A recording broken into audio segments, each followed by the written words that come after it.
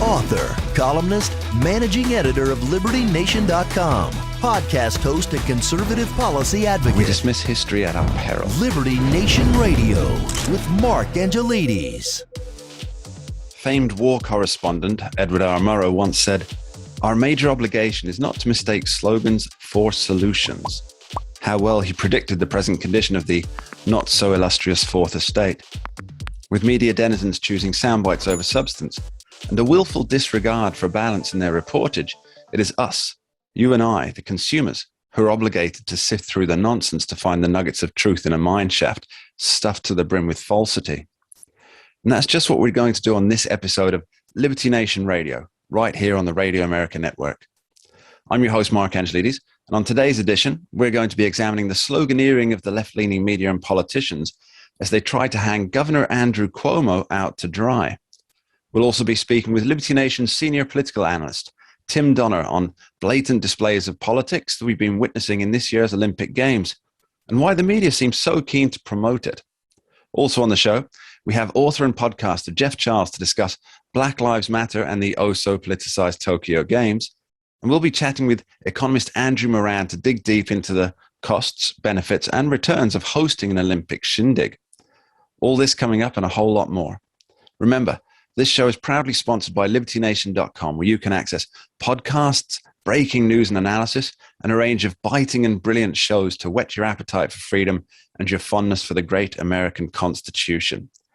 So, the question on everyone's lips is, how long can New York Governor Andrew Cuomo hold on in light of the Attorney General Office's report that concludes he not only sexually harassed 11 former and present staffers, but also retaliated against one of the ladies who tried to go public? AG Letitia James says that her office is not pressing charges, but that other law enforcement agencies are open to do so. Concluding her scathing press conference to announce the release of the report, AG James felt that the perfect summary to her, let's call it a political assassination, was to proclaim, "Believe all women." Now, it's a slogan that we've heard for a while now, and one that came to prominence during the Harvey Weinstein Me Too campaign and Brett Kavanaugh's confirmation hearing. But what does it really mean? Well, surprisingly, there's quite a bit of debate over that. You see, originally the phrase was "believe women," which linguistic acrobats later explained meant merely that the statement of a woman should be treated with the same validity as that of a man. For those of you not on the radical feminist left, you may have assumed that this was already the case. America is not, after all, an Islamic nation where the testimony of a woman is worth half that of a man. Of course, one explanation for that practice is that the Quran was implying that expert testimony is worth more than that of an unskilled witness. It's an idea which, of course, comes with its own set of sexist issues. But that's not something that happens in the United States. And then came "believe all women." The transformation, much as the left would like to claim came from the political right, did in fact come from the left when doubts were raised about certain allegations. And it seems that opting for sloganeering over substance has made a once rallying call into little more than a joke. Certainly, every single accusation against now Justice Brett Kavanaugh was believed hook, line, and sinker by those who wanted to believe, even when all evidence pointed to the contrary. But when President Joe Biden was accused of misconduct by Tara Reade, this clarion call was conveniently ignored. Same goes for the accusers of Bill Clinton, but not, of course, for the accusers of President Donald Trump. His accusers must always be believed and treated with credulity. When the Attorney General of New York, Letitia James, a woman whose sights appear set far higher than her present position of prominence, summarizes her explosive report with the words, "Believe all women," this really should send shivers down its spine. Her office is a law-based position, and to engage in sloganeering, it smacks of political posturing far more than of doing her job. An Attorney General of any political stripe should not be saying, "Believe all women." They should be saying, "Believe the evidence.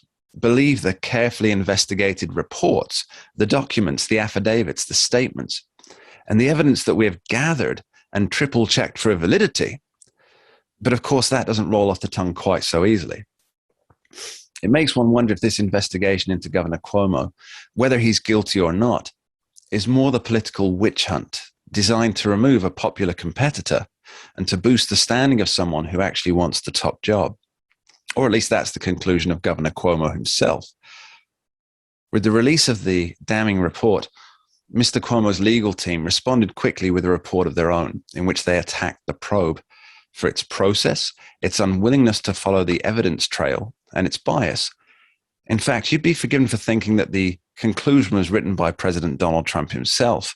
It reads, quote, "The report ignored key facts and pieces of evidence that undermine many of those allegations, and the press conference confirmed that this investigation had a predetermined outcome regardless of all the evidence," end quote. And yes, it uses quotes around the word investigation. Is Team Cuomo admitting that Democrats use investigations that are without merit to try and take down political opponents? Well, for those of us who paid attention to two impeachments, numerous committees, and are now following Nancy Pelosi's January 6th Select Committee, this comes as no shock whatsoever. Let's talk about another slogan for a moment, witch hunt. Derided by all on the political left, whenever President Trump claimed something was a witch hunt, he was mocked, he was called paranoid, he was accused of trying to deflect attention from another scandal. But let's examine that briefly. The Russian collusion scandal, kept high in the media for years, a major source of fundraising for the Democrats. It all turned out to be nothing, based on a single dossier, which was the product of opposition research paid for in part by the DNC and Hillary Clinton. Witch hunt? Yes or no? Witch hunts happen, and they happen on the political left a lot. Perhaps Governor Cuomo will see the light and realize that the pervasive culture of empty slogans and political backstabbings are part and parcel of a party that he has represented and supported for so many years. So what's next for Andrew Cuomo? He's lost the support of his party leadership. President Biden lamented to the TV cameras present and said that he should resign. House Speaker Nancy Pelosi, who's been a family friend of the Cuomos for more than 4 decades, also joined the chorus, saying that he should respect the office that he holds and the state that he loves, and demanded his resignation, as did New York City Mayor Bill de Blasio and both New York Senators Chuck Schumer and Kirsten Gillibrand.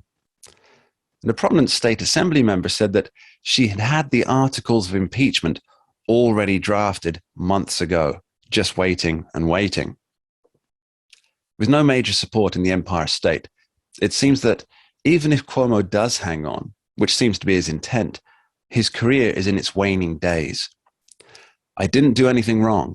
I'm not going to do it again," he said in a prepared video release, explaining that the people who thought he was out of line were either misinterpreting his actions or just plain lying about them.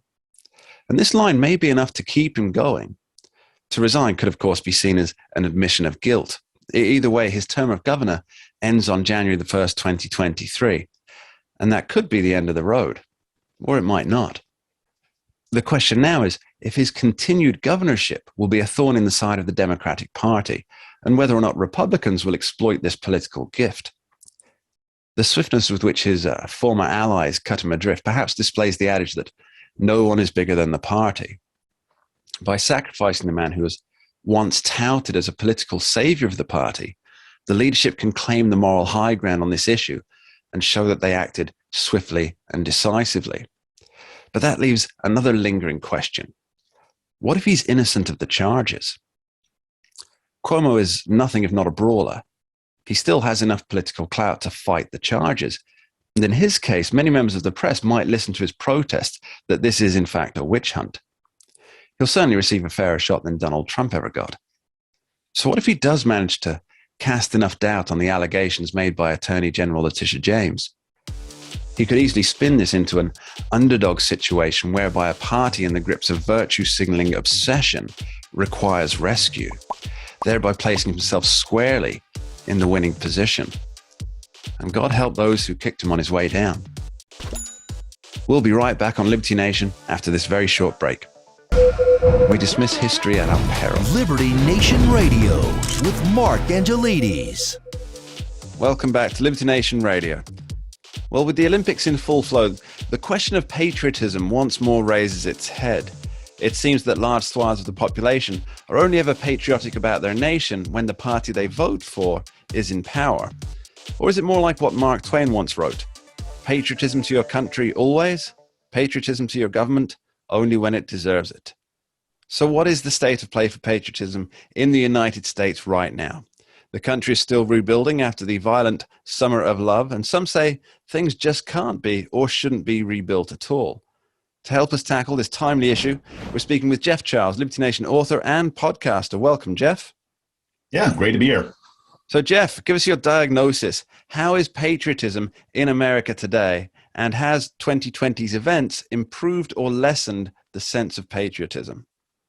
My diagnosis is that it's the same as it was before this summer of love. I mean, people who were patriotic before the riots and all of, that nonsense, they're still just as patriotic as they were today. I don't think it really moved the needle. And people who were not patriotic still have the same attitudes.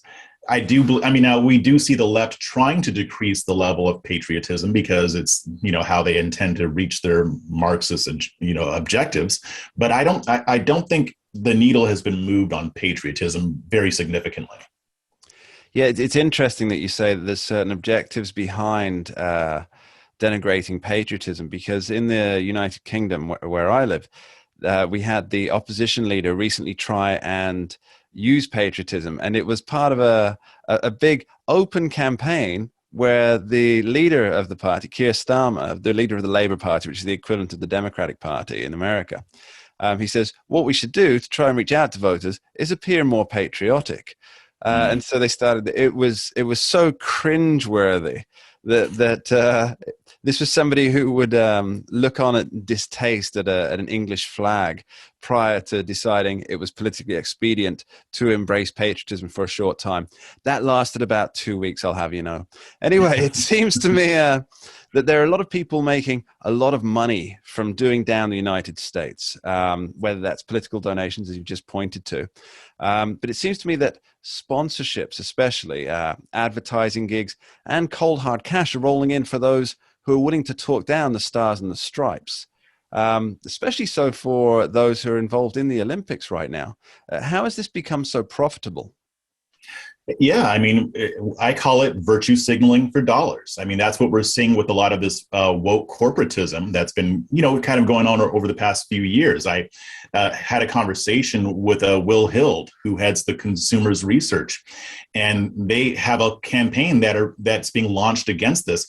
And it's interesting because I've always believed that they're embracing this wokeness because it gets them in good with consumers and they avoid the wrath of the woke mob. And I still believe that, but he brought up another interesting perspective that they're engaging in all this wokeness to distract from the malfeasance that a lot of these corporations are involved in, especially ones that rely on forced labor in China or are guilty of abusing their consumers in other ways. So I think overall, it's just a benefit for a lot of these corporations to embrace wokeness. This isn't a case of them bowing to the woke mob. They're not being forced to do this. They see an opportunity, so they're taking advantage of it.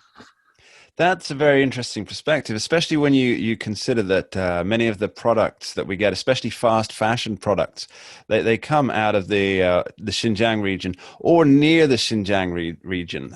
There's obviously the new legislation was just going through Congress recently that said that products will be barred from Xinjiang region, which just means that there's a lot of work for truck drivers for the 5 miles just outside the border of Xinjiang. A lot of new jobs created there for heavy trucks and tuk-tuk drivers, which are very popular over there. Now, not being an American, it strikes me as almost bizarre that there are some folks so against the United States of America. Now, this is America is the only country in the world that has the right to free speech enshrined and inviolate in its constitution. And that, to me, it's an amazing thing. And for me, that's what really represents America. And I'm sure that's true for many people around the world, especially as we've seen in recent weeks with Cuba and in a few months back in Hong Kong where these protesters, they're carrying the American flag. And that really has been a huge symbol for all of my adult life, at least. So when people speak against America, obviously they're using their First Amendment right, which is wonderful to do so. But what do they hope to achieve? What is it that they want? Yeah, so I mean, here's what I'll say. I mean, America is the greatest nation on earth, but we are not without flaws, right? I mean, there are still issues that still need to be addressed in order to ensure a more perfect union. I think a lot of these people genuinely want to address the problems that we have. And whether or not I agree with the solutions that they come up with, I think that that's a good thing. However, you also have people who want to use America's problems and its flaws to entirely remake the nation into their own image. And that's what I was alluding to earlier when I talked about the Marxist agenda here, the objectives they want to accomplish. They want to remake America into a more socialist nation. I mean, former President Barack Obama even alluded to that when he said, we are going to fundamentally transform America, not just deal with these problems, but remake the entire nation into something that doesn't even resemble what it is right now. So there's a difference between those who just want to figure out solutions to problems and others who just want to scrap the whole thing and turn it into something else. And that's why they foment a lot of this anti-American sentiment, because if they can get more Americans to dislike our country, then they will be more amenable to the idea that, hey, America is hopelessly flawed, hopelessly racist, hopelessly whatever. We need a complete overhaul. And that's really where they're trying to go with this. It's funny how so few Americans are fleeing to other countries. Yeah, you don't get a lot of them, especially the ones who are complaining the most about it. Yeah. If you ask them, they wouldn't rather live anywhere else. Now, Jeff, we can't avoid the topic of the Olympics. So when a major sporting event like the Olympics takes place, we often get a sense of coming together, of, you know, we're one nation and this is our team and we're supporting. So it's that kind of attitude. Now, are you feeling that with the Olympic Games? You know, I haven't watched the Olympics in years. But I do see that they're trying to introduce more of that wokeness that I was talking about before. Like they want to hone in on the problems America has instead of focusing on what's great. I mean, when you go international and you're competing in international events, that's not really the time to down your own country. However, I still think that we run the risk of overblowing this, because I still think the majority of our athletes are there to represent a country that they're proud of. And even though they may acknowledge certain problems, they're there to represent the red, white, and blue. So I don't think that it's having as big of an effect as it might seem, but it is still an issue that we should pay attention to. Jeff Charles, thank you very much. Yeah, thanks for having me. And we'll be right back after this short break on Liberty Nation Radio. We dismiss history at our peril. Liberty Nation Radio with Mark Angelides. Welcome back to Liberty Nation Radio. I'm your host, Mark Angelides. Now, putting aside the issue of politics and patriotism in the Olympic Games for the moment, what about the costs associated with them? It's widely circulated that hosting the Games is a big draw in terms of bringing cash revenue into the country. But is it really worth it? Can the government justify the enormous costs associated with hosting the event to the taxpayer? Well, to answer these questions, we're joined by economics guru Andrew Moran to delve deeper into the numbers and the political morality of just such an investment. Welcome, Andrew. Thank you for having me. So first question, Andrew, how much do these games actually set back the taxpayer, and what's the reward ratio for them? You know, I remember for years, everyone was so gung-ho about hosting the Olympics. Everyone was clamoring for the summer and winter games and all these other international events like FIFA. Nowadays, you know, the only people who want these things are the politicians and the participants, maybe because all the attention you get from these ribbon-cutting ceremonies and all the spending you get of taxpayer dollars. You know, it's like a kid in a candy store for a lot of these politicians and bureaucrats. But nowadays, the average person, they just shrug at all these, at just the prospect of hosting these things.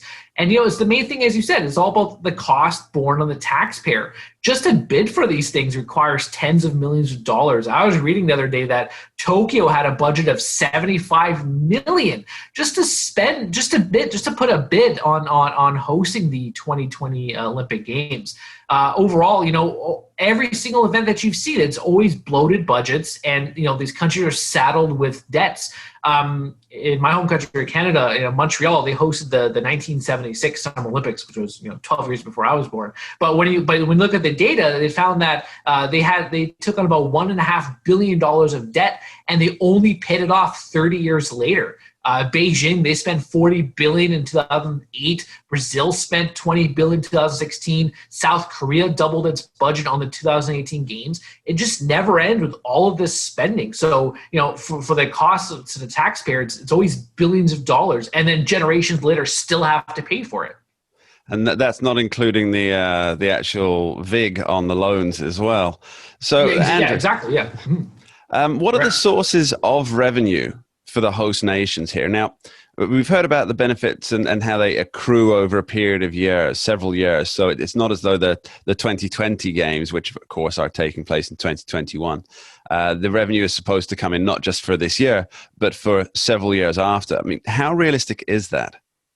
I've seen studies that show that those things for the Olympics, it's a one-time cash injection. The tourism dollars are enormous. There's no doubt about that. People obviously are going to watch fencing and table tennis at these events, so it gives the restaurants and hotels a boost. But at this point, you're just subsidizing restaurants for this little short-term gain. Overall, it's not realistic. If somebody's traveling, let's say Rio de Janeiro, they're not going to say, I should travel to Rio de Janeiro because, wow, they hosted the Olympic Games a few years ago. And then if someone can make the case, well, the infrastructure that they built for the Olympics, that's going to stand tall. But then you look at other countries that have done it. These stadiums, they're dilapidating. Beijing, they have these ghost towns of all these Olympic venues.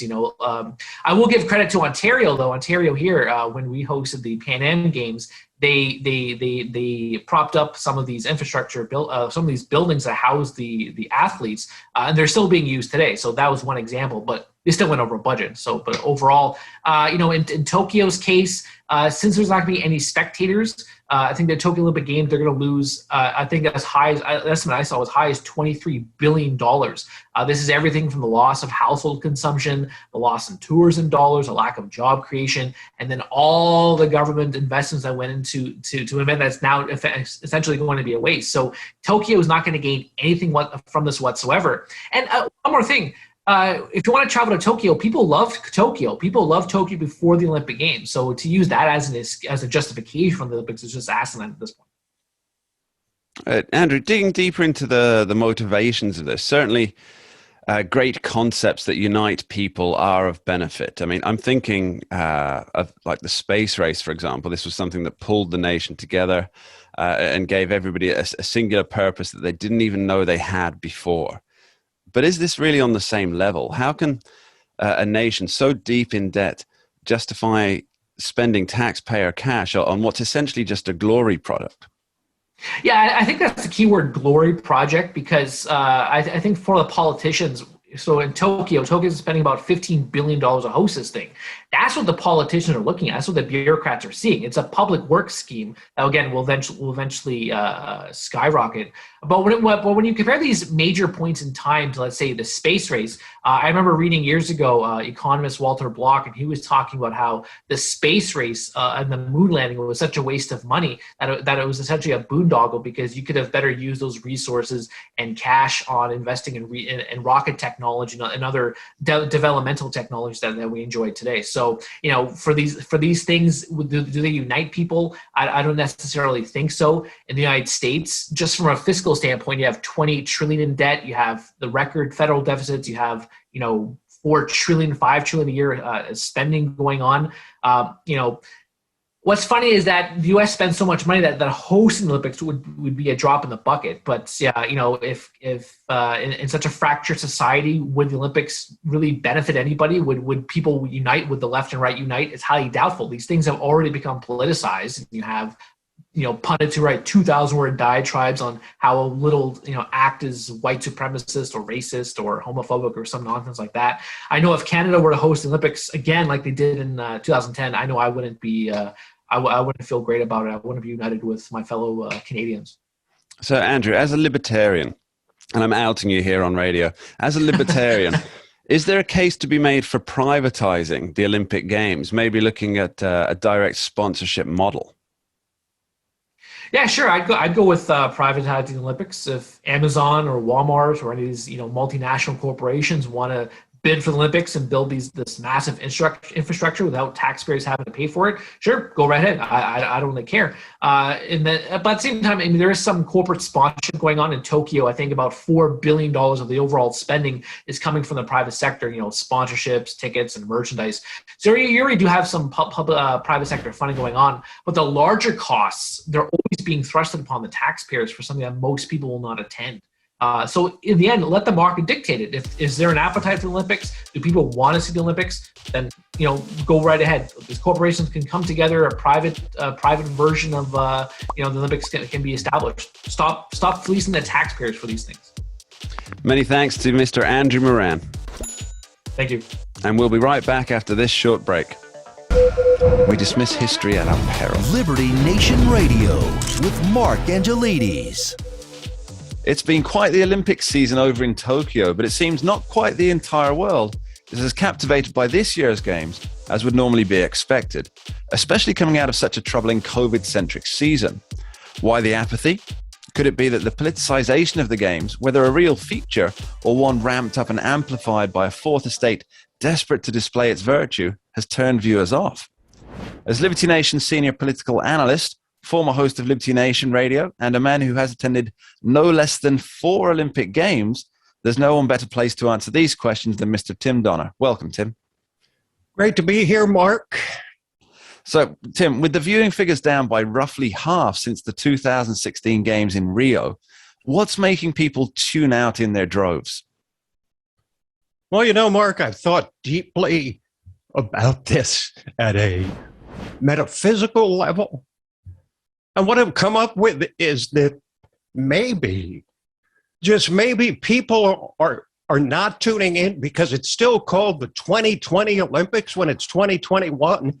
And maybe they think they're watching replays of stuff they missed last summer when everything went crazy with the pandemic. Maybe they thought, the 2020 Olympics happened. Now they're repeating them. It's old news. They think it's the Winter But seriously, Games or something. There's an effect, too, like in Major League Baseball in 2020. No fans create not a very good atmosphere for television either. You add to that the political overlay, just like in the NFL and the NBA. Mark, I think what's most sort of revealing about this year is the contrast from 1968, Mexico City Olympics. John Carlos and Tommy Smith raised their hands in a Black Power salute as they accepted Olympic medals.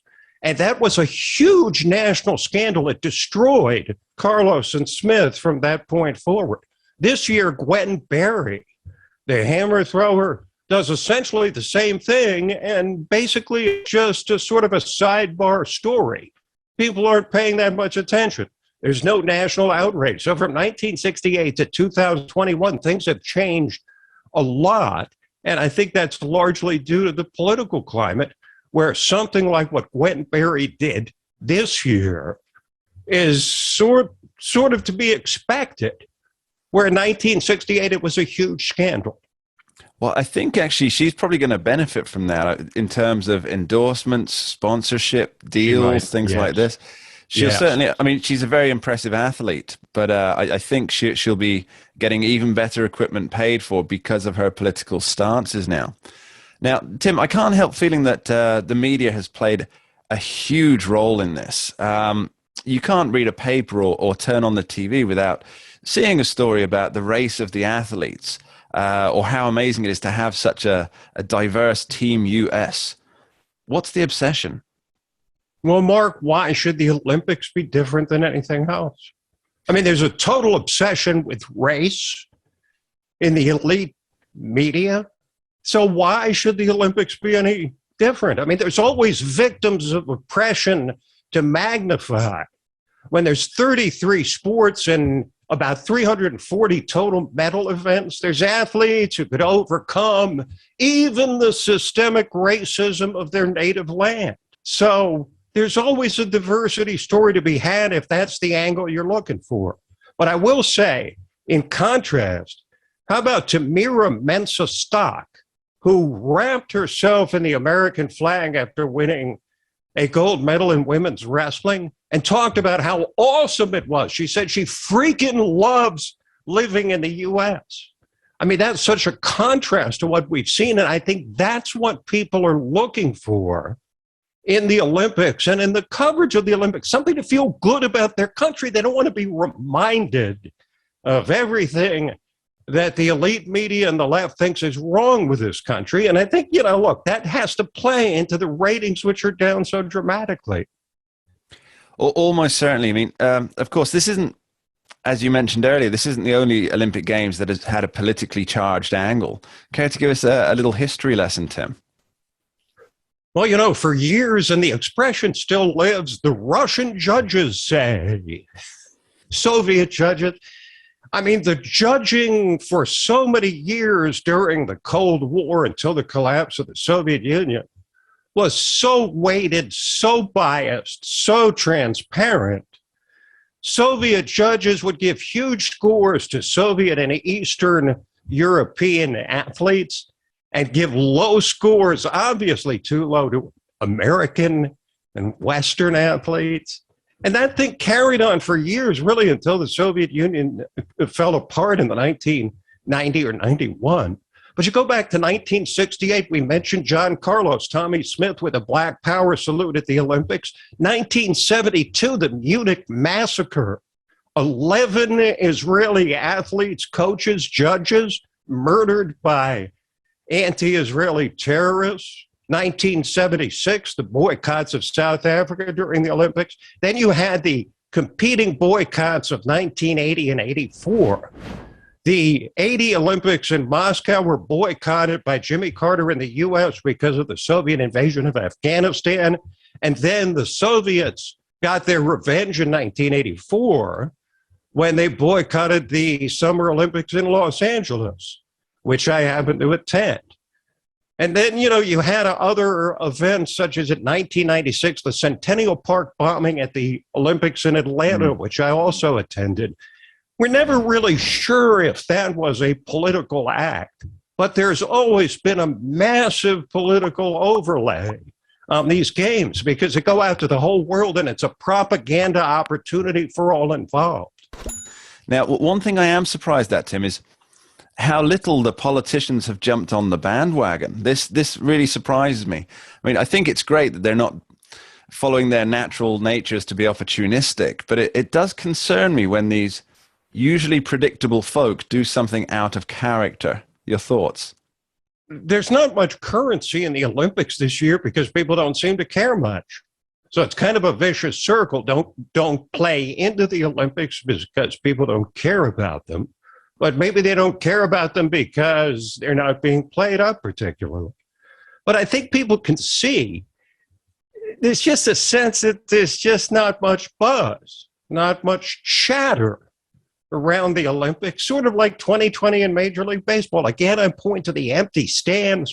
You watch these events, and they may be well contested and obviously world-class athletes, but when there's no one in the stands, it detracts from the overall sense of what you're seeing. And it also carries forward the narrative of a world given over to the pandemic. And I think people sort of don't want to be reminded of that.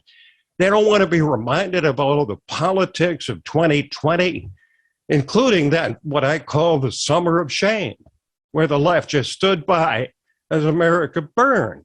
So, there's many different reasons for it, but they all add up to a viewership that's substantially less than NBC had hoped for and probably that they expected.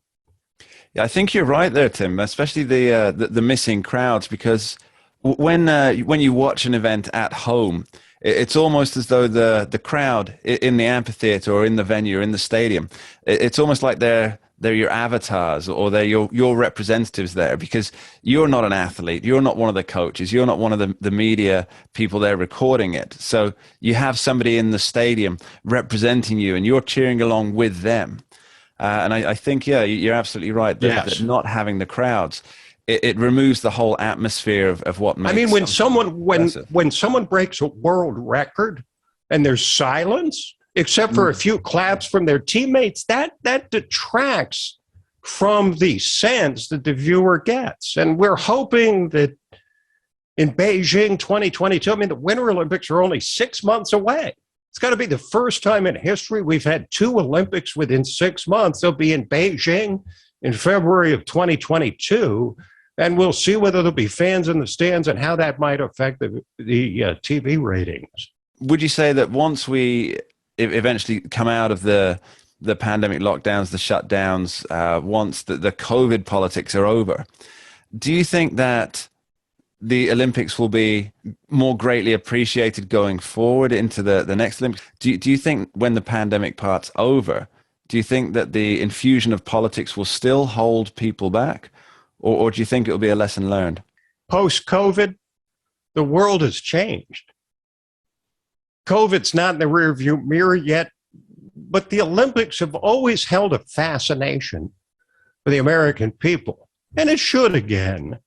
You know, once the pandemic's finally passed, you get people able to go out in public unmasked, and it's a confluence of terrible events in Tokyo, because that country was overcome with an outbreak of COVID just as the Olympics were beginning, were getting underway.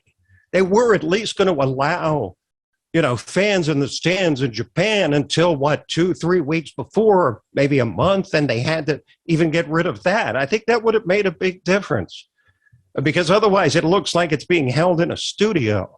So I think this is a weird time. The world has changed after COVID. It will change after COVID, but I think the Olympics will carry on because it's in the interest of the whole world to continue it. But once again, they have to stop with the politics, because that's what will surely drive people away. And we'll see if NBC, for one, has learned that lesson 6 months from now during the Beijing Winter Olympics. We'll see if they're quite so anxious to push political angles and diversity as hard as they pushed it this summer, when their ratings have just dropped like a rock. Tim Donner, thank you ever so much. Always a pleasure, Mark. And that's all we have time for on this week's edition of Liberty Nation Radio on the Radio American Network. My sincerest thanks go out to our guests this week, Andrew Moran, Jeff Charles, and of course, the longtime host of Liberty Nation Radio, Mr. Tim Donner. And you, the faithful listener, I want to thank you most of all for tuning in and joining us in this tempestuous journey we call the hunt for liberty. We'll be back same place, same time next week for another packed episode. We'll be focusing on all-important Constitution and the amendments that seem to be suffering death by 1,000 cuts. Why are politicians in the Fourth Estate so keen to see Americans stripped of their free speech and their right to bear arms? We'll also be asking the questions about President Joe Biden that much of the media dare not broach. We'll finish with a timely reminder from Charlotte Bronte, author of Jane Eyre, who said, "I'm no bird, and no net ensnares me. I'm a free human being with an independent will." Wise words indeed. I'm your host, Mark Angelides. Thank you again for being here. Until next time, I wish you joy and the drive to pursue all that which makes you free. We dismiss history at our peril. Liberty Nation Radio with Mark Angelides. Who are we? We are Americans that believe in liberty. We are a project of the nonprofit One Generation Away. We are patriots who apply the founding principles to the issues of today. And they keep moving the goalposts on us. We are educators and commentators who love America and the Constitution. Who are we? We are Liberty Nation.